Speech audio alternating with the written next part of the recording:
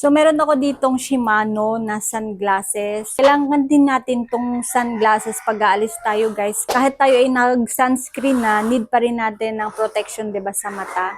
So, ito siya. O, 'di ba? So, pwede siya sa babae, pwede sa lalaki. Atake niya, yung kanyang design.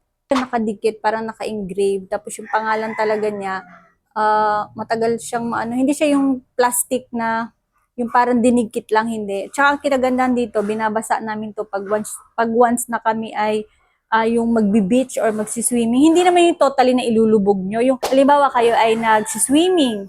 Halimbawa, 'di ba nagbabasaan kayo, pwede yun, pero wag talaga yung sobrang babad na babad sa tubig kasi nga syempre 'di ba maalat sa beach. So ganun yung atake niya, guys. Ganito yung ano natin, atake niya, oh, 'di ba? So tirik ang araw, 'di ba? Oh. Ganyan lang ang datingan, 'di ba? Oh.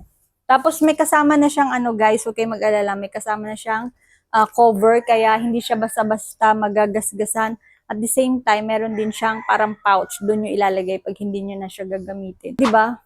Pwede sa lalaki, pwede sa babae, pwedeng pangregalo sa asawa ninyo, sa boyfriend ninyo. Magugustuhan talaga niya, 'di ba? Yun, oh. Tapos sakto lang yung lens niya, hindi makapal, hindi rin sobrang nipis. At the same time, ano siya, yung matte, hindi siya yung makintab glossy. So, ayun.